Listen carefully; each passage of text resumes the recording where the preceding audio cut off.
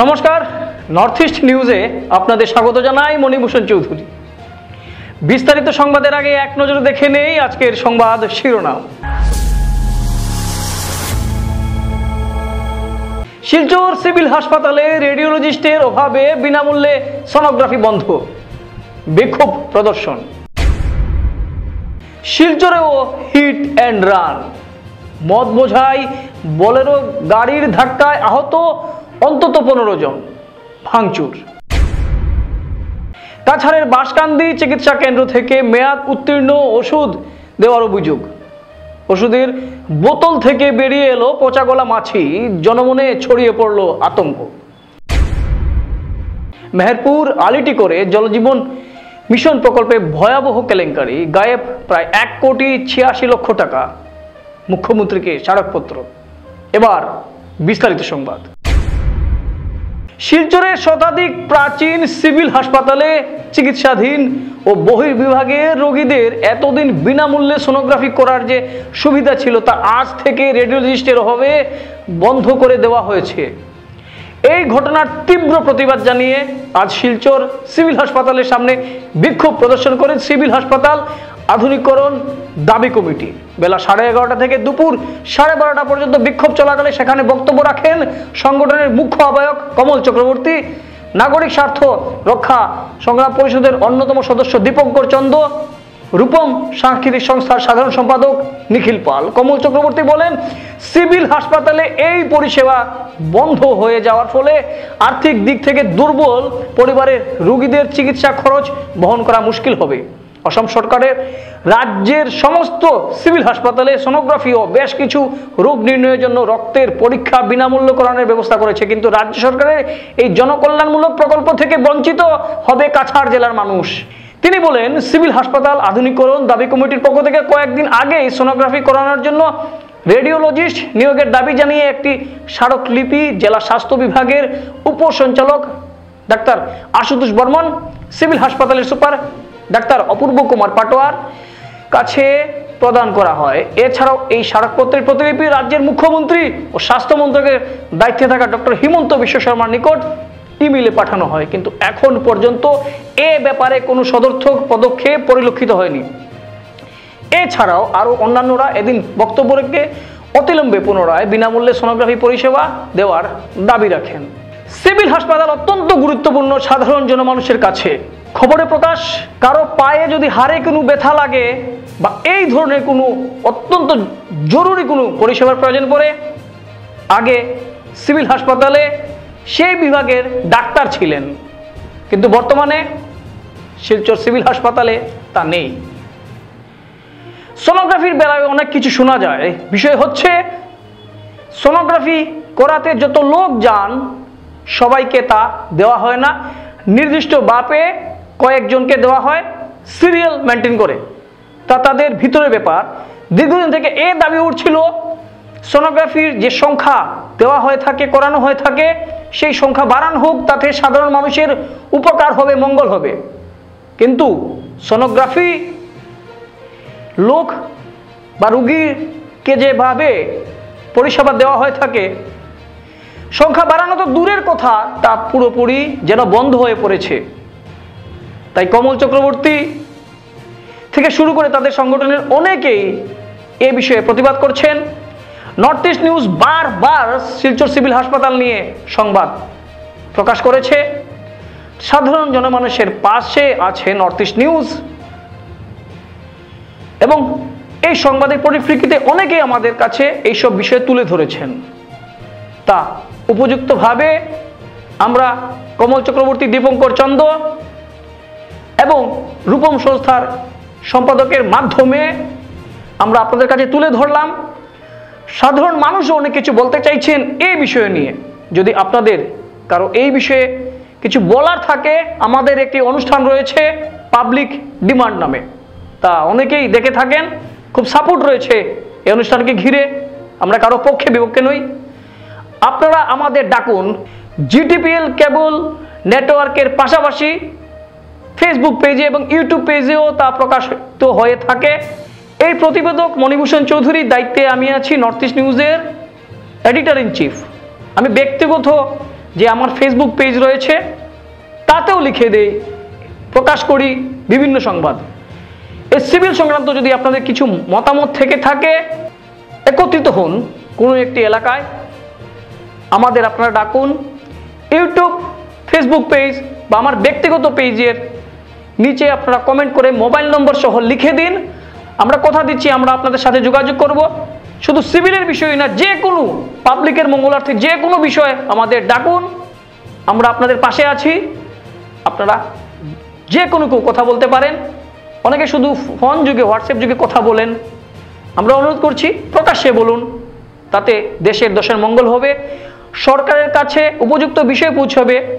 কারণ যারা জনপ্রতিনিধিরা আছেন তারা কেউই কিন্তু এটা চাইবেন না যে সিভিল হাসপাতালের মতো, শিলচর মেডিকেল কলেজ হাসপাতালের মতো যা জনহিতার্থে গড়া হয়েছে তা খারাপ হোক। সবাই চাইছেন ভালো হোক, কিন্তু মাঝে মধ্যে সরকারকে তা স্মরণ করিয়ে দিতে হয়, এবং স্মরণ করিয়ে দেওয়ার জন্য সবচেয়ে যে অ্যাডভান্স থাকেন তারা হচ্ছেন পাবলিক, আপনারাই প্রধান, এবং আমরা আপনাদের প্রতিনিধি। গণতন্ত্রের চতুর্থ স্তম্ভ মিডিয়াকে বলা হয়ে থাকে। আমাদের ডাকুন, কমেন্টে আপনাদের ফোন নাম্বার তুলে ধরুন, কোন জায়গায় উল্লেখ করুন, আমরা যোগাযোগ করে আপনাদের কাছে চলে আসব। আমাদের এই সংবাদটি আমরা আমাদের প্রতিনিধি অমল ঋষির প্রতিবেদনে আমরা উপস্থাপন করলাম। আসুন কর্মকর্তারা কি বলছেন তা এক ঝলকে দেখে। এর জন্য আমরা দাবি করে আসছি এবং তার সরকারের তরফ থেকে অনুমোদনও দেওয়া হয়েছে, কিন্তু এখন পর্যন্ত তার কোনো কাজ শুরু হয়নি। এবং এখন যে অবস্থায় এসে দাঁড়িয়েছে সিভিল হসপিটালটি, তাতে সত্যি আমরা খুবই দুঃখের সঙ্গে বলতে হচ্ছে। রেডিওলজিস্ট বিভাগে এখানে যে সোনোগ্রাফি আছে, কিন্তু সোনোগ্রাফি করার মতো ডাক্তার নেই।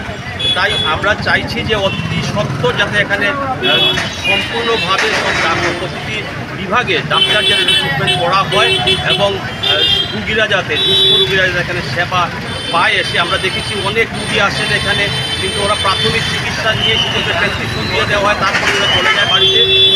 এখন দরকার এক্স রে পর্যন্ত এখানে করা হচ্ছে না, এখনও করা হচ্ছে না। তাই এইসব যাতে অতি সত্ত্বর সরকার এই ব্যাপারে নজর দেন, এই জন্য আমরা সরকারের কাছে আবেদন করেছি। প্রতিদিন হাজার রোগী আসছেন, কিন্তু এখানে শুধুমাত্র প্রাথমিক চিকিৎসা ছাড়া আর কোনো কিছু করার সুবিধা নেই।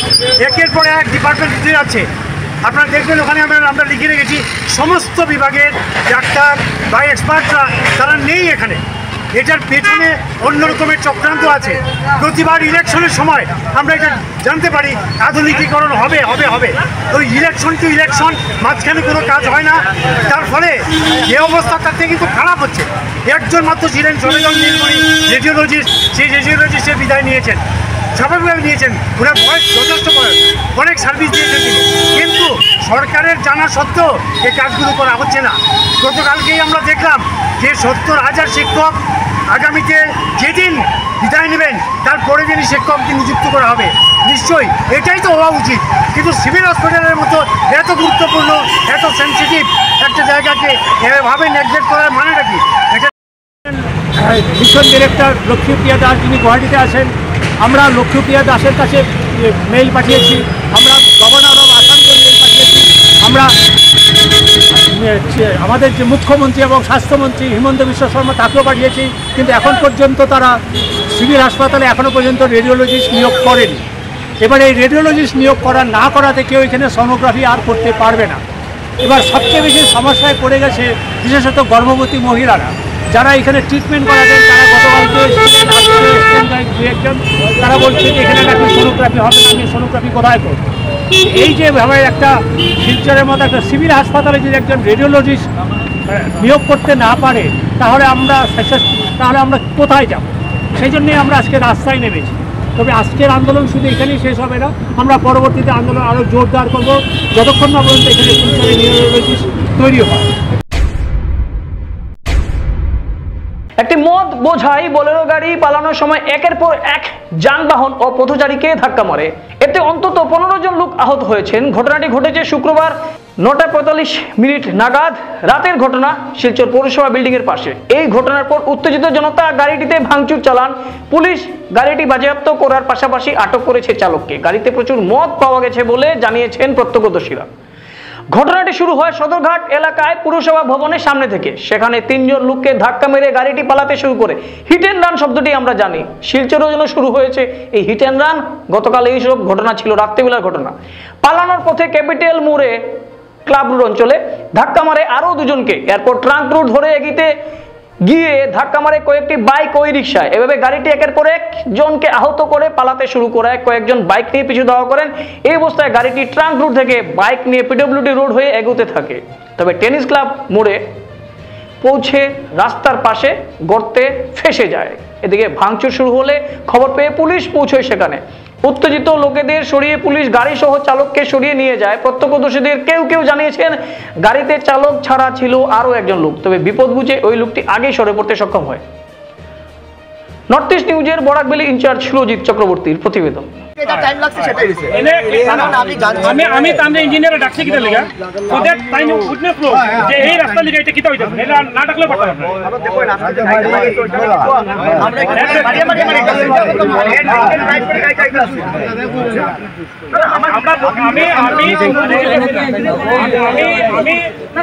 আমি আপনার দূর কইছি না, আমি জাস্ট খালি ডাকছি যে আর যাতে কোনো অ্যাক্সিডেন্ট হয় না তাই এবার পড়া লাগে আপনি তারা ডাকে ইমিডিয়েটলি পড়াই দিতে বাস। আমার অনেক মানুষ আমি থাকতে পারে আমার মারতে পারবো না। এক্স্যাক্টলি। আর আমরা একটা কথা কইতেছি, আমরা কাজটা অনেক দিন ধরে করতেছি, আজ বৃষ্টিটা আজকে উঠাইছে হইতে গেলে বৃষ্টিটা ওই গাড়িটা যেটা মারিয়া গেছে এটার সাথে এটা মিলাই জিনিসটা অন্যরকম হইবে। হ্যাঁ, আজকে যদি মনে করতাম যে আমার গাড়িটা ইয়ে কাছ থেকে আমার এটার লেগে যায় গাড়িটা মরছে মানুষ ইয়ে করছে তাহলে আমি মাথা পাতে নিতে পারি। বড় ভাই না, আমি কোনো কথা না বড় ভাই একটা বড় অ্যাক্সিডেন্টটা কেন হইছে?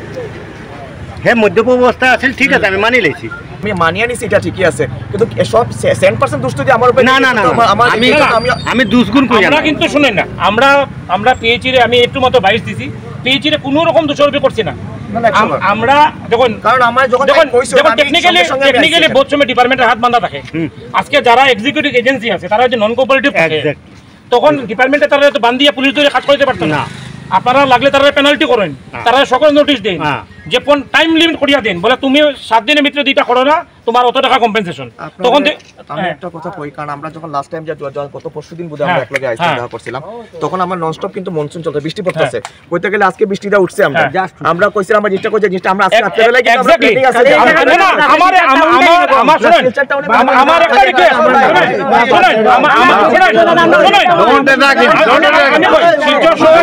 শিলচর শহরের রাস্তাঘাটের যে কন্ডিশন আমার কাছে এখন ক্লিয়ার হয়ে গেছে, এভরিথিং ইজ ক্লিয়ার।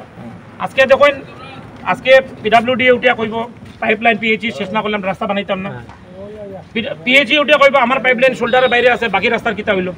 তখন এই বিতর্কের মধ্যে মানুষ যদি পিছাপিছি হয়ে যায় তখন এটা রিপ্লাইটা না দিব পিডব্লিউডি, না দিব পিএইচি।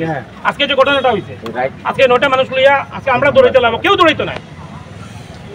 আমি নিজে কথা আপনি দৌড়িয়ে কিতা করমু, যার গেল যার গেল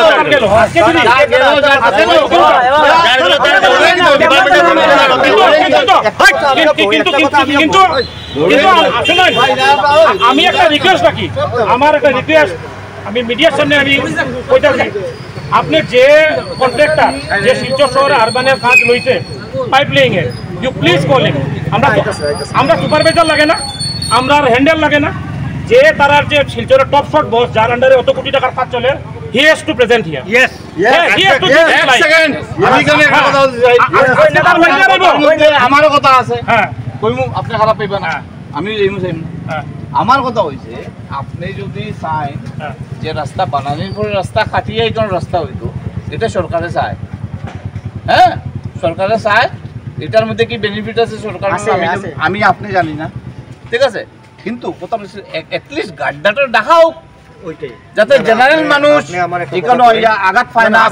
আজকে আপনারা দেখুন, একটা মিনিট ক্যামেরাটা করেন, এই যে আমি এই জায়গার যে অবস্থা হয়েছে, বৃষ্টি আজকে আমি ওই জায়গা লইয়া পিএইচ অফিস আমি দৌড়না মারছি, কতদিন ওটা আমি দৌড়না মারছি এই জায়গা লইয়া।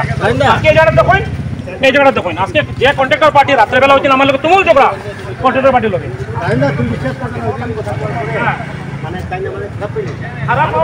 আজকে এই যে এক্সকেভেশনটা করছে, যে এই যে বেলাইন এক্সকেভেশন যে করছে, কোনো আনটেকনিক্যাল কোনো রোড যদি হয়, এটা রোড নেই, এখানে এই বাড়ি খাইব, তো এখানে বাড়ি খাইব না। আজকে এই যে রোডের অবস্থাটা আজকে যদি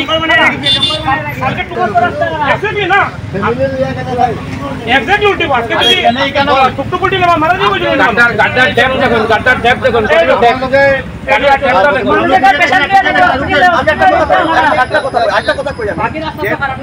একটা ভিডিও চলে গিয়ে এই যে গাড়ি যে এখন মারিয়া আইছে ওই জায়গা তো আমি কাজ করছি না এটা তো মানুষ মারিয়া আইছে ওই জায়গার কথা আপনারা বলেন না আপনারা স্পেসিফিক জায়গার কথা বলেন দেখুন অন্যভাবে আমি আপনাদের কথা বলি এই কাজটা কিন্তু আপনার সামনে আমরা করে 100% আজকে বৃষ্টিটা কাটছে দেখি আমরা আপনার বুঝতে কিন্তু শান্ত আমরা কোর্টে আন্দোলন একজন নয় না এখানে আজকে না হ্যাঁ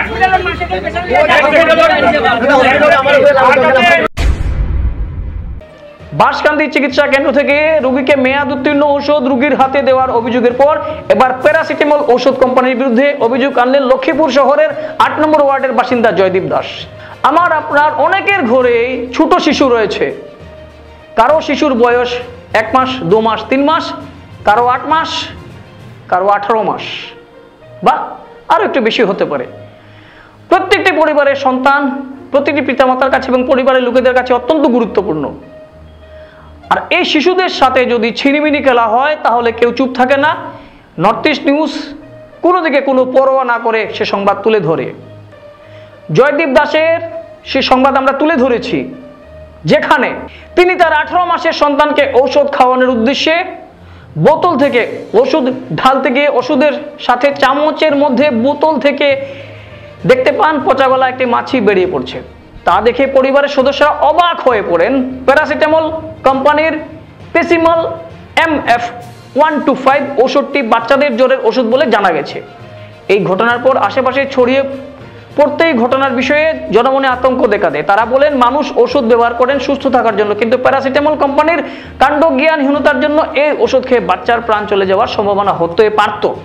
বাচ্চাদের ওষুধের এই পচাগলা মাছি পাওয়ার জন্য তারা কোম্পানির বিরুদ্ধে তদন্তমূলক ব্যবস্থা নেওয়ার জন্য সরকারের কাছে দাবি তুলে ধরেন। উল্লেখ্য যে গত বৃহস্পতিবার জয়দীপ দাসের 18 মাসের সন্তানের প্রচণ্ড জ্বর হলে তিনি সন্তানকে নিয়ে স্থানীয় এক ডাক্তারের কাছে যান। শিশুটির স্বাস্থ্য পরীক্ষার পর তিনি স্থানীয় একটি ফার্মেসি থেকে ওষুধ ক্রয় করে বাড়ি নিয়ে আসেন। বাড়িতে এসে সন্তানকে ওষুধ খাবারের উদ্দেশ্যে বোতল থেকে ওষুধ ঢালতে গিয়ে ওষুধের সাথে পচাগলা মাছিটি তাদের নজরে পড়ে।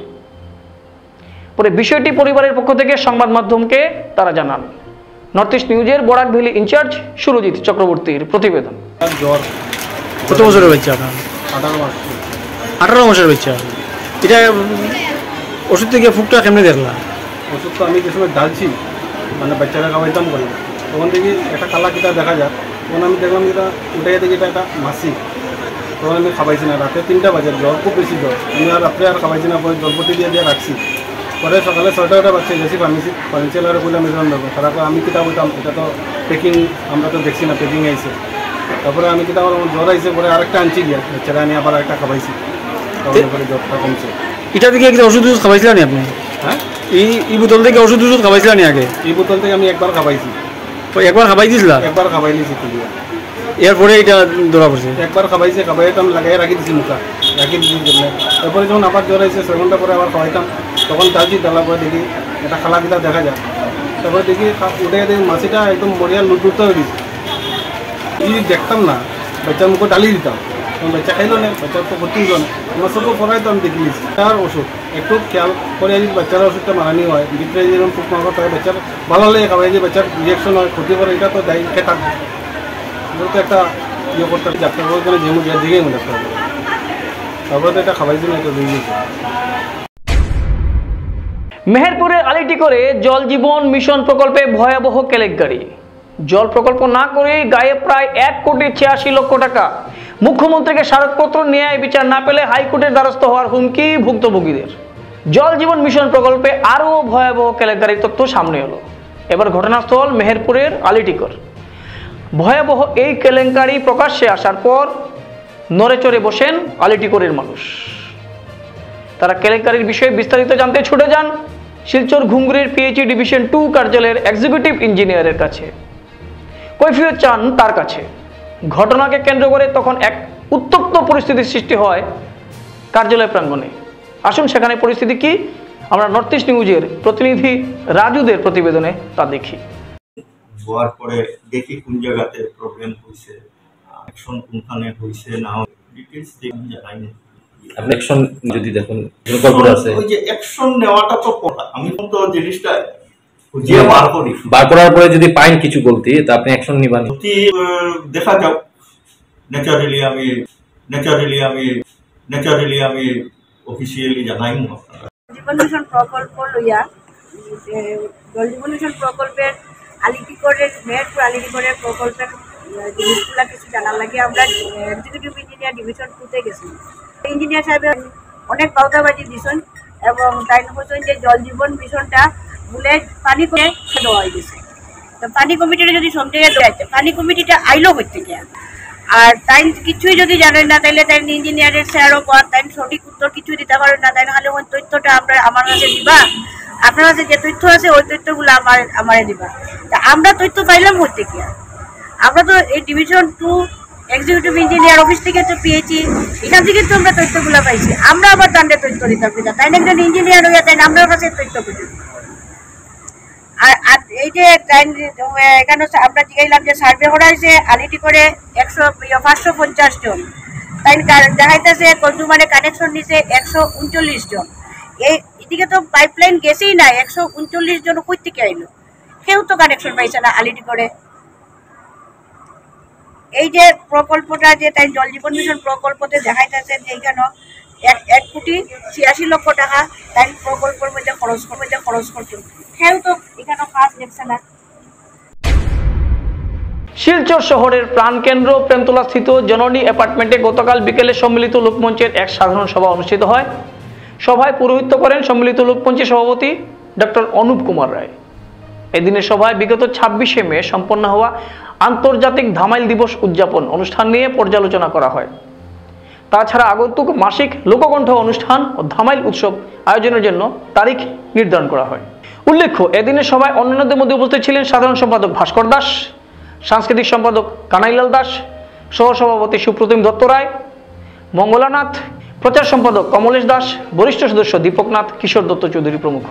এদিন সম্মিলিত লোকমঞ্চের সভাপতি ডক্টর অনুপ কুমার রায় জানান, সম্মিলিত লোকমঞ্চ পরিচালিত মাসিক লোককণ্ঠ অনুষ্ঠানটি আগামী 28শে জুলাই শিলচর সঙ্গীত বিদ্যালয়ে অনুষ্ঠিত হবে। সেই সাথে আগামী 28 ও 29শে ডিসেম্বর 2024 ইংরাজি ধামাইল উৎসব আয়োজনের জন্য সম্ভাব্য তারিখ হিসেবে তাকে নির্ধারিত করা হয়। অনুপবাবু জানান, এবছর ধামাইল উৎসব হবে বরাক উপত্যকা ভিত্তিক। নর্থ ইস্ট নিউজের প্রতিনিধি অমল ঋষির প্রতিবেদনে আসুন তাদের কর্মকর্তারা কি বলছেন তা আমরা এক ঝলকে দেখি। আজকে আমাদের সম্মিলিত লোকমঞ্চের যে সাধারণ সভা অনুষ্ঠিত হলো তাতে আমরা বেশ কয়েকটি সিদ্ধান্ত নিয়েছি। তার একটি হলো আমরা আগামী 28শে জুলাই এই মাসের লোককণ্ঠ অনুষ্ঠানটি করব। 2 নম্বর হলো আমাদের ধামাইল উৎসব অনুষ্ঠানটি আমরা এবছর একটু এগিয়ে আনছি। আমরা টেন্টেটিভলি ডিসেম্বরের লাস্ট উইকে আমরা রাখার চেষ্টা করছি এবং এই প্রতিযোগিতাকে এবার আমরা কাছাড় থেকে সরিয়ে দিতে চাইছি সমস্ত বরাক উপত্যকায় এবং এই প্রতিযোগিতা এবার বরাক উপত্যকা ভিত্তিকই হবে বলে আমরা সিদ্ধান্ত নিয়েছি। এর বাইরে আমরা আগামী 15ই আগস্ট আমাদের সংস্থাদের নিয়ে গতবারের মতো এবারও আমরা অরফ্যান কিছু স্কুল আছে সেখানে আমরা স্বাধীনতা দিবসের প্রোগ্রাম করতে যাব। এই প্রোগ্রামগুলোর বাইরেও আমরা গত 26শে মেতে আমরা যে ধামাইল দিবস পালন করেছিলাম তার ধামাইল দিবসের আয় ব্যয়ের হিসাবটাও আমরা সর্বসম্মতিক্রমে গ্রহণ করেছি। আমরা পরবর্তীতে আমাদের ধামাইল উৎসব নিয়ে যে যা অনুষ্ঠান করব তা আমরা সর্বান্তকরণে সবাই সিদ্ধান্ত নিয়েছি যে আমরা আগামী ডিসেম্বর মাসের শেষ সপ্তাহে এই অনুষ্ঠানকে সম্পন্ন। সংবাদ শেষ করার আগে আরও একবার দেখে নেই আজকের সংবাদ শিরোনাম। শিলচর সিভিল হাসপাতালে রেডিওলজিস্টের অভাবে বিনামূল্যে সোনোগ্রাফি বন্ধ, বিক্ষোভ প্রদর্শন। শিলচরেও হিট অ্যান্ড রান, মদ বোঝাই বোলেরো গাড়ির ধাক্কায় আহত অন্তত 15 জন, ভাঙচুর। কাছাড়ের বাঁশকান্দি চিকিৎসা কেন্দ্র থেকে মেয়াদ উত্তীর্ণ ওষুধ দেওয়ার অভিযোগ। ওষুধের বোতল থেকে বেরিয়ে এলো পচাগলা মাছি, জনমনে ছড়িয়ে পড়ল আতঙ্ক।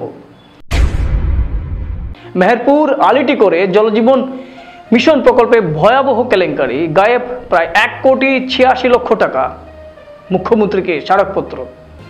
ভারতের উত্তর পূর্বাঞ্চলের পাশাপাশি অন্যান্য স্থানের খবর দ্রুত পাওয়ার জন্য দেখতে থাকুন নর্থ ইস্ট নিউজ। এবং হ্যাঁ, হাসপাতালের পেপার নিয়ে যা বলেছিলাম তা আপনারা দয়া করে কেউ ভুলবেন না।